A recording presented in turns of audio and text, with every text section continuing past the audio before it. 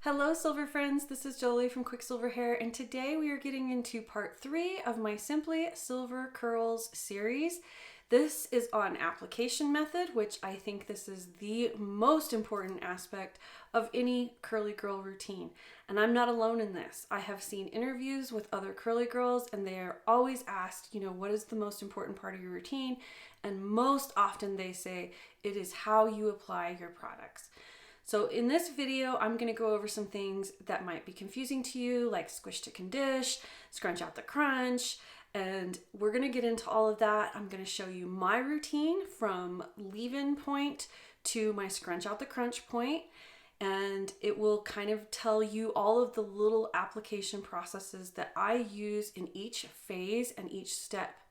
But before we get into all of that, I want to go over a few things that I feel are very helpful in the entire wash day process where application of products is concerned. First off, I want to say, I don't care whether you're using really expensive products or drugstore inexpensive items. It doesn't really matter, because if those products work for you, they're going to work great for you when you find the right application method for your hair. Now, I'm going over my routine, but you can switch this up. You can mix and match. I encourage you to experiment, and I encourage you to learn what your hair likes. You will not learn this without trying and without observing how your hair reacts. So grab your curly notebook and let's get started. Tip number 1, do not shy away from using gel. Don't worry about the crunch. Part of having a good crunch in your hair is that it is sealing and setting your style, and it will give you better wash day results. What we used to do, like in the 80s and the early 90s, was put mousse or gel in our hair and walk around with the wet look. That doesn't have to happen anymore. And that is something that we were used to back then, but there's a trick, and that's where Scrunch Out the Crunch comes in. So stay with me on that one. If you have trouble finding a gel that works for you, you can use a foam or a mousse. Just remember that foams, the ones that come in the non-aerosol cans, they usually come in a bottle with a pump on top. Those are half water, so you may have to adjust where you put that foam in. I will show you my hair being styled on sopping wet hair, which I normally do this in the shower, and I will not use a foam in the shower. I typically will only go to the leave-in point of my routine in the shower if I'm going to use a foam, and then I will use the foam after I have done my first plop. Anyway, I'll get further into that as we go along, but I just wanted to make a note here that as I'm suggesting products and everything, don't jump away from gel, because gel can be your friend if you find the perfect one for you. Tip number 2 is don't be afraid to try all of the methods in different orders, in different ways, and trying different types of application process with different products in your routine. You may find that you want your gel to go on a certain way. You may find you want your leave-in to go in a certain way, and that's fine. Find the ones that work for you. This is where taking notes is really, really helpful. Tip number 3, how you distribute products in your hands is as important as how you distribute those products onto your hair. Do not dump product into the middle of your hand and just put it on your hair. You want to make sure that you're emulsifying the product between your hands. Get it everywhere. Get it all over your hands. Go in between your fingers, because if you're doing anything like raking, that product will be in between your fingers and be raking through your hair strands. It's really beneficial to make sure that you learn this. I made several mistakes early on in my curly girl life because I was not spreading the products out evenly in my hands. So that's one tip I like to make sure I make a point of, because it really is as important as how the products go on your hair. I mean, think about it. If you have a glob of product in the palm of your hand and barely any of it out here, and you just slap it on your head, the lion's share of that product is going to be on the top of your head. So you want to really make sure you emulsify those products into your hands. Another thing is, if you notice that maybe you feel like you didn't get enough product or it's not moving through your hair well enough, It might not be that you don't have enough product, it might be that you need more water. So try adding a little bit more water to your hands or your hair in order to distribute that product. If after you've added water you still feel like you need more product, then add a little bit more product. But don't automatically grab more product. I think in a lot of cases we use way too much product and we could back off and just kind of thin it out a little bit with water. Some extra little tips that might help you is, again, be willing to experiment, take notes, grab a good set of plastic measuring spoons and keep them in the shower with you. This might help you to actually target exactly what amount of products you like in your hair and what your hair likes. I love pump bottles because, you know, you can do 1 pump, 2 pumps, 3 pumps, you know, that kind of thing. But I also use my knuckles as a measuring tool. So I consider this about a tablespoon of product. I consider this about a teaspoon of product. And then a pea size amount would be right on the tip of your finger. So that's kind of the way I judge it.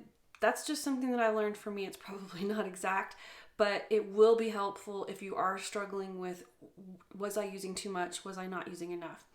Always start out with less and work your way up to more, because that way you can kind of tell as your wash days go on what amounts work the best for you. Again, note taking is going to be a really good friend for you in the beginning if you're struggling with getting it just right. Once you establish all of that, you'll find that it's like rote behavior. It's habitual. You'll just know exactly what you need and you'll know exactly how to apply it. If you're going to swap out a product in your lineup, I only suggest swapping out 1 product at a time, and that way you know very well how that product is responding with your other products. I tend to stick to 5 products, and that is my shampoo, my conditioner, my leave-in, my gel or mousse, and my nourishing oil or serum to scrunch out the crunch with. Clues to good application and when you know you've applied your products properly.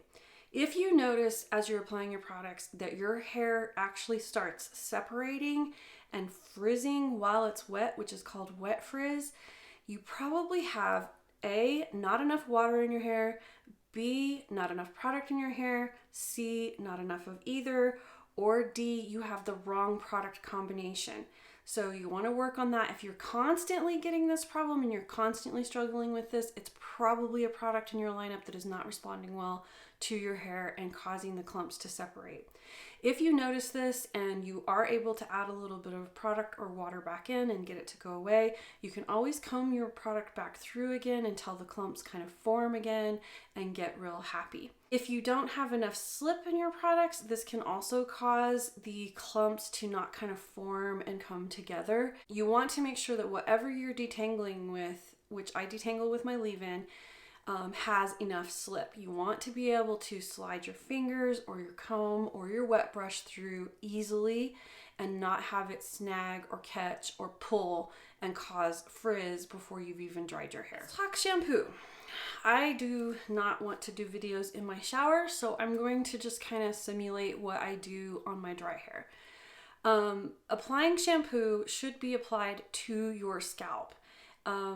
Shampoo was actually designed to cleanse the scalp, and the side effect is that the hair is cleansed also. When you have curly hair and you have long hair in particular, when you run shampoo through your hair and you're, roughing it up and you're, mashing it all up on your head in this tangled knot of bubbles, think about that. You're going to have more tangles to detangle when you get to the detangling process, and you're roughing up the cuticle on your hair. So I shampoo by putting the shampoo in my hands, getting it nice and emulsified in my hands, and then I go in and I scrub it onto the top of my hair and my scalp. And then I just kind of let it run down the lengths of my hair and squish it in, and then I rinse my hair. One key thing to note is that if your shampoo is not foaming well, and it should be, you probably have buildup. This is either time to shampoo again or clarify your hair. When you're clarifying your hair, you can add a little bit of shampoo to the lengths of your hair by just holding your hair out like this, putting a little shampoo in and just squishing it in so that you are actually applying that clarifier to the hair to remove things like minerals and buildup and so forth. Then you want to make sure that you are not constantly running shampoo through the whole lengths of your hair, especially from your ears down, because the natural lipids that your scalp produces on curly hair don't make it very far down the hair strand, which means that around right here or so, you probably don't have your natural lipids in your hair strand anymore. There's a couple of reasons for this. One is the coil. It doesn't make it around the coil. The other is that we don't tend to brush our hair. That's not something that curly girls often do. So we aren't brushing the natural lipids down the hair shaft. So one of the reasons that it's really important to shampoo your scalp and not the rest of your hair totally is that you don't want to strip this hair of any of the conditioning agents that you've already put into it, because then it will become drier. This will leave your silver hair more susceptible to yellowing and split ends. So that's a nice little tip with shampoos. Moving on to conditioner. So I don't typically put conditioner on my scalp unless I'm using 𝐒𝐄𝐄𝐍. And I actually like to use 𝐒𝐄𝐄 on my scalp because it is good for your skin also. So when I find my scalp is a little bit dry, I will take the conditioner and put it on my scalp. But let me show you a little trick that I do with my conditioner. So I'll put my conditioner in my hands, right? And I will rub it all together, and I will take the side of my hand and get conditioner on it like this, right? And then when I go to put the conditioner in, I use the side of my hands to do the top of my head, right? So then I'm not getting a whole lot of conditioner on the top of my head. And then I take the remainder of the conditioner and run it through the lengths of my hair, focusing a lot on the tips, and I really focus a lot on the back of my head because the darker hair on the back of my head is a kinkier coil, and it's a drier hair type than the rest of my hair, and it also has a little bit more moisture need. It just wants a little bit more hydration, so I tend to make sure I put a little extra conditioner back there and smooth it through really well. Squishing to condish is actually proven to help drive moisture into your hair. So don't be afraid to learn how to squish to condish and get that conditioner up into your hair. Always leave your conditioning in your hair while you're taking the rest of your shower so that all of that hydration has a chance to be driven into the hair. So I clip my hair up and then I do all my other shower things, and then I go to my rinse. So when you do your rinse, there's several different methods of rinsing your hair in Curly Girl, and that is to leave all your conditioner in. If you leave all of your conditioner in, you do not need a leave-in conditioner. You can skip that step and go on to your hold step, which is gel or mousse or foam. If you want to rinse out half your conditioner and then put in a little leave-in back in, that's a great idea.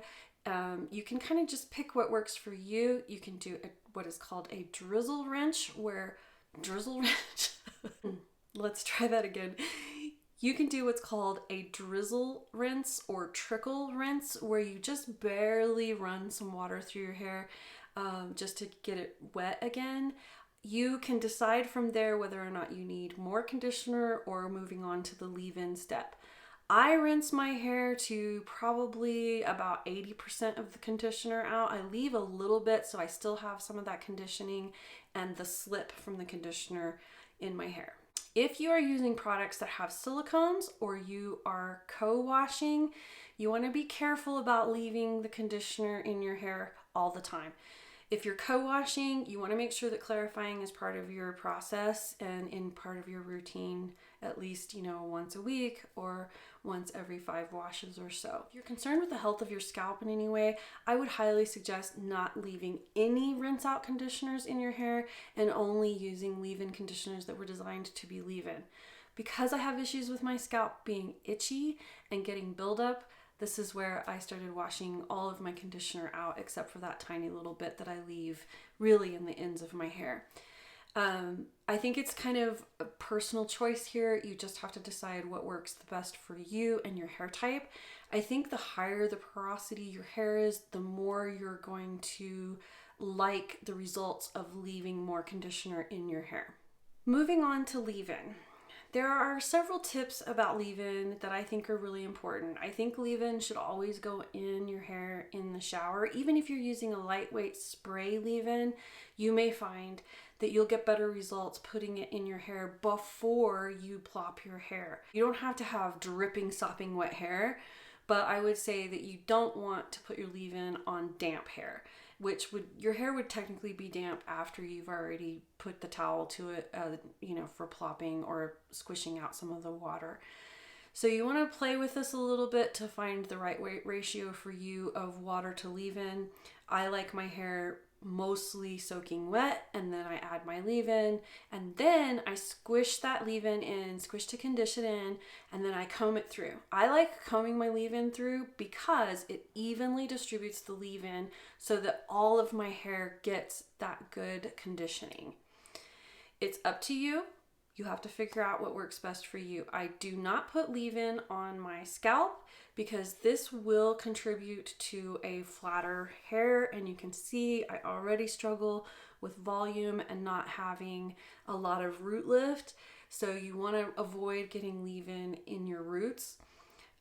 This is the place where if you don't have any lift in your hair whatsoever and you want some volume, you could put a volumizing solution or a volumizing foam or spray in right here while you're doing your leave-in at your roots.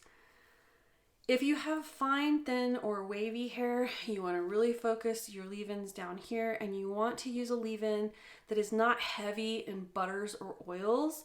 If you have a coarser, thicker hair type, you may prefer leave-in a little bit higher up so that it pulls your density down a little bit and you don't have big hair, unless you like big hair. But you may prefer products that do have butters and oils in them to help give you some weight and help you with frizz and help to seal your hair so it doesn't dry too fast. It's really important with leave-in to section your hair. I have fine, thin hair, and I use a middle part, so I only section my hair into 2 sections. But sometimes I section out this little section back here because it does need a little bit different treatment as far as getting more conditioner and more hold to deal with that curlier, drier hair type that is the darker hair at the back of my neck. Play with it, see what works best for you. But the more hair you have, the coarser your hair is, the denser it is, the more sections you need to evenly distribute your products. So Seaweedy Hair is the goal. This is where you want your hair to get to before you put it in a plop. You want it to feel and look like seaweed. It needs to be wet, it needs to be slippery, and it needs to look somewhat like it's going to look what you want it to look like when it dries. You want those clumps, and you want it to just be really nice and slippery. If you find that your hair is not getting to that clumpy, seaweedy state, you are either missing water or you don't have an adequate amount of leave-in in to help the clumps form and come together. One thing to note is, like on our wavier hair types, you can have a large clump. It can get too big, and you want to kind of separate that out. So you'll learn, I have a couple of sections over here that will come all together into one seaweedy clump, and I have to go through and kind of separate them out and create other seaweedy clumps. So you can use a wide tooth comb to achieve that, and you'll see that in my application video here in a moment, that I use a comb to get them separated so that they aren't so thick.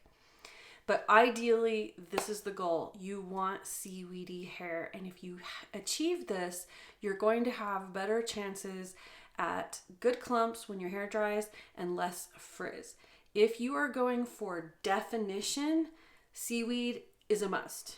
The 4th phase of your application process will be your gel, your mousse, or your hold product, whatever you're gonna use to create hold. I use gel most of the time. In the wintertime, I like to use mousse sometimes because I don't need as much hold as I need moisture. And again, mousse and foams contain more water, so they're adding in hydration. Find what works for you and be willing to experiment with how you apply it and the results you get from it. Again, don't be afraid of the crunch. We're gonna work that out. Really good tip here that I like to mention is it is really a good idea that once you've put your hold product in and you've plopped your hair, don't touch your hair with your fingers until you have dried your hair to 90 to 100%. So the next time you're actually going to touch your hair with your hands, aside from while you're diffusing and trying to, hold the hair in the right places and whatnot, the next place that you're really going to touch your hair with your hands is in the Scrunch Out the Crunch process. So keep that in mind. I think it's very helpful. There are some people that don't have any issue with this whatsoever. They can touch their hair throughout the entire drying process. I am not one of those people. I am not blessed with that kind of hair. The more I touch my hair during the drying process, the more frizz I get. If you want a little bit of volume, this might be the rule to break so that you do get a little bit of what is called functional frizz, where that frizz is functioning at the level of adding volume to your hair. I prefer definition over volume because once my hair starts to frizz into that state to create volume, my hair just gets bigger and bigger and bigger, and I really don't care for that look. It makes me feel very self-conscious. But it's really about the goal you're trying to achieve. You cannot have definition and volume on one head of hair unless you have that perfect ratio of definition in your curl already. So this doesn't always happen for those of us that have, the wavier 2 side, 2A, 2B, 2C curl types, and even 3A. But if you're up in the 3B, 3C, and the 4 group of curl type, you probably can get away with touching it a little bit more while it's in the drying process. I hope all that made sense. So a note on fairy knots. This is something you'll hear about in curly girl groups. If you haven't experienced it yourself, it's a single strand knot at the bottom of your hair. Usually it's somewhere in this zone, and it will be 2 or 3 pieces of hair completely knotted together. One thing is, this is where you might notice that you're using a product that has a protein in it that your hair might not be caring for, or you're using the wrong kind of conditioner and your hair is just not getting conditioned enough. If you're noticing these knots while your hair is wet and you're applying leave-in, apply a little bit more leave-in and it should melt the knot. If you are experiencing this a lot, investigate the proteins in your product, but it could also be that you have a pH imbalance somewhere in your routine. This can happen when you are cocktailing different brands together. You can create a slightly different pH balance because many product lines are designed to go from a higher pH to a lower pH as you finish out your styling process, because that's the natural state of the hair. It has a naturally lower pH. So fairy knots can be an indication that you have a pH imbalance in your routine. So let's move on to my application process. We're going to move into my bathroom where I styled my hair earlier today. I'm going to do my double gel, double plop method today. For leave-in, I'm using Loma's Essentials Moisturizing Styling Cream and Body Lotion, followed by their Firm Hold Gel. I begin this process by sectioning my hair into 2 sections. I wear a middle part, so this is the way I section it anyway. I only need 2 sections for my hair because I have fine, thin hair, but the higher your density is, the more sections you may need. I begin before I apply any leave-in by combing through. Of course, at this point I've already conditioned, so my hair is already kind of a little bit slippery. I like to comb my hair through because my hair tends to separate out just because of the fineness. I'm going in with my first pump, and I'm going to use prayer hands to apply my leave-in. I think with long hair in particular, prayer hands is a particularly great way to apply leave-in because it ensures that you're evenly distributing that leave-in. Taking my second pump and going through on my other side, you can see as I smooth that through with prayer hands that clumps are already starting to form and those little happy curl families are reuniting. I will go in with a third pump. I'm going to show you what I do with my hands because I want you to see how evenly I distribute all of that product. It is all over my hands. I'm going through with this third pump just to ensure that I have actually gotten leave-in everywhere that I need it and getting a little bit closer to my roots. I go through this back section of my hair because it is the section that is still pigmented. It has a very different texture and needs for conditioner. So I make sure that that back section has plenty of conditioner in it. And then I'm going to go through with the remaining product that's on my hands, smoothing it over using the glazing technique. I'm just very lightly touching that area. I'm not actually applying a ton of product to the top of my head, but it does help with halo frizz. Now I'm going to squish to condish. Squishing to condish ensures that that conditioner is driven into the hair. And with silver hair, I find this particularly helpful because our hair is very thirsty. So now you've got your water and your conditioner, and you're really driving it into the cuticle and the hair strand.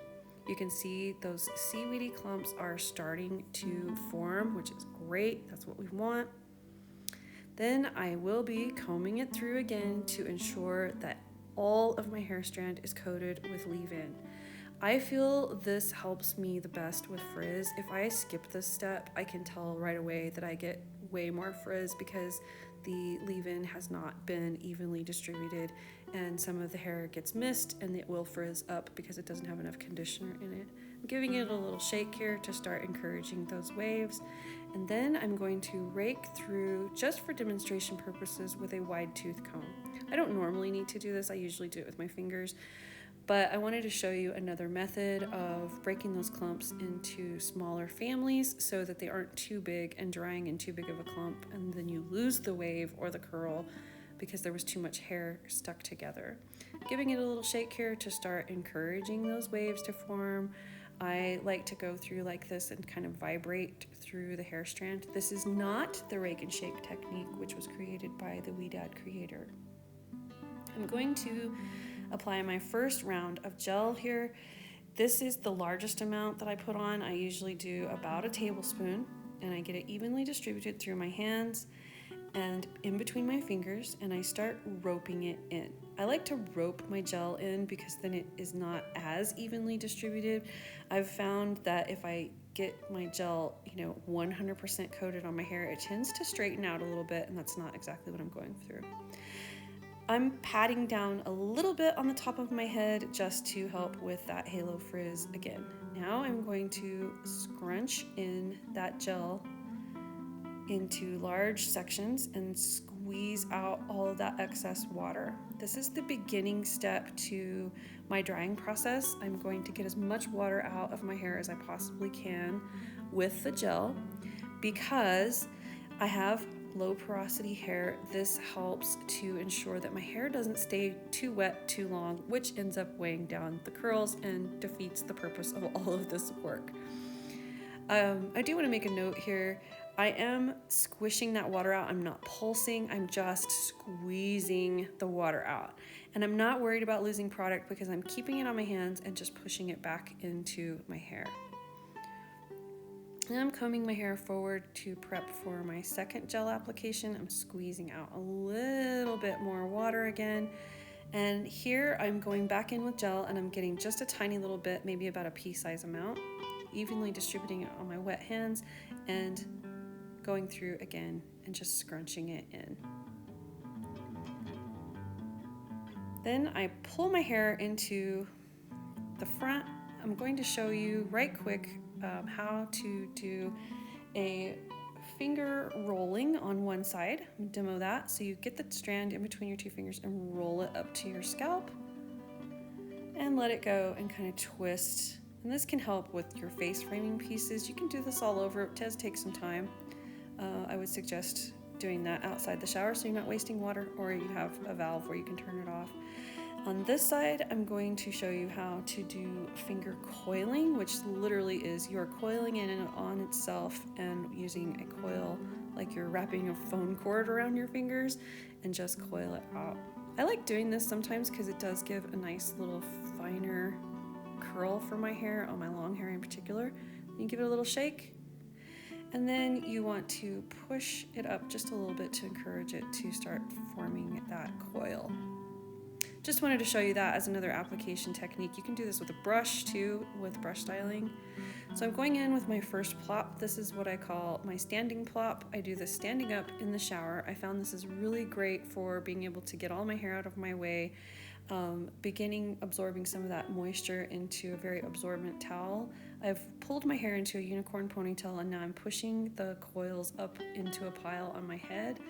Then I take my perfect hair care towel and I put it centered on the back of my neck. The loop is a great marker for where the center of the towel is.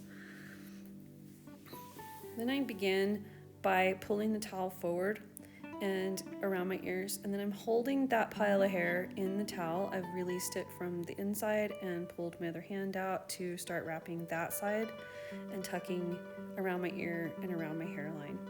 I grab both sides of the towel. I still have the hair in that little pocket in the towel. And I begin twisting the towel into a turban and securing it with the loop provided by the perfect hair care towel. Now, these towels are pretty thin, so this is where I came up with doing a second plop after I have washed my face, gotten out of the shower, gotten dressed. I will do a second plop. I use this large square cotton tea towel I got this one at Target in the kitchen section. It's a nice lightweight towel, but it also is very absorbent. So I come in for my second plop, I release my hair and I give it a good shake. I shake it away from my scalp, from side to side. I'm being very gentle here. I don't want to break up those nice seaweedy clumps. And then I come back and I shake it off the back of my head to ensure that I don't have hair plastered to my head in my second plop. Then this is the easiest plop method I have ever found to use. This is what actually got me plopping. Anyway, so I'm pulling my hair into this little pool in the towel, and I take the first point furthest away from me. I put it over the back of my head. I take the second point and wrap it around my ear and the hairline. Then I, secure those sides, grab the other point, pull those 2 points together, and I just tie one loop, tighten it up. This towel does that just fine. I don't have to have two ties. And voila, I have a second plop. The final step to your styling process will be to scrunch out the crunch.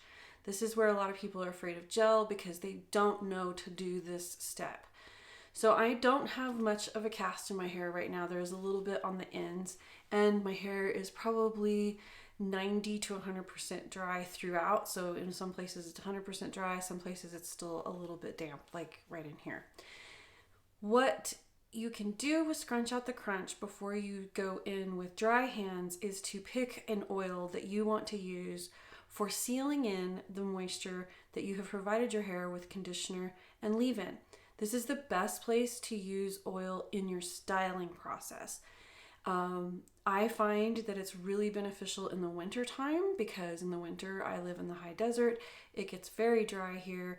We can have days with no humidity whatsoever, and this is a way for me to prevent frizz and to hold that moisture in that I have given my hair during my washing and styling process. So I'm going to scrunch out the crunch. And you can use whatever product you want. You can use a 100% pure oil, you can use a silicone-free serum, or you can use a serum with a little bit of silicone in it. Because I used my Loma Essentials leave-in and my Loma gel, today I'm going to use my nourishing oil treatment from Loma, which does contain silicones. But you can use, I have Magic Serum from 𝐜𝐶, which you can see I've used quite a bit of. This is very, very lightweight, and I tend to grab this in the summertime when I do want to scrunch out the crunch and seal in moisture if it's particularly dry during the summer. It's a little bit lighter. Or you can use my squalane oil, which is 100% pure oil. I'm choosing not to use this today because I do have plenty of moisture in my hair right now. So I'm gonna scrunch out the crunch with the nourishing oil. I just take one pump and I get it well distributed through my hands, and I use praying hands to scrunch out my crunch. I just go like this and smooth it and break that cast. I'm pulling a little bit, but not a lot. And then I take what's left on that pump and smooth it through the top of my hair. Take another pump, go to the other side, praying hands, and I just pull that cast out. You can kind of hear it maybe, and smooth that over the top. And then I fluff. So I flip my head over to fluff, like so, and I just fluff at the root. I'm going in like that, I'm pulling out. I don't comb my fingers through my dry curls. Then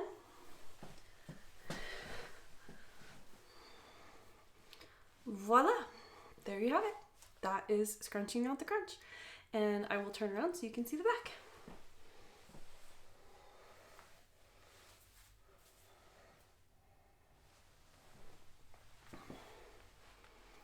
And that, for me, is how I apply all my products and have a successful wash day. So that's it for this video, but before you go, if you need information about any of the products that I've mentioned in this video, they are linked in the description box below. Also down there is a link to my email list, and that is the best way to be notified of any new content, new videos, etc. from Quicksilver Hair and myself. If you have any questions about your curl care, please leave them in the comments on this video, because I am planning a Q&A video for this series to answer questions that I may not have covered or I may forget to cover as I go through the Simply Silver Curls series. So please leave those in the comments below. I would love to answer your questions because, you know, I can't remember everything. So I hope you found this video helpful, and if you did, please give it a thumbs up. If you haven't subscribed already, please do so now, because I would love to see you next time, and until then, shine on.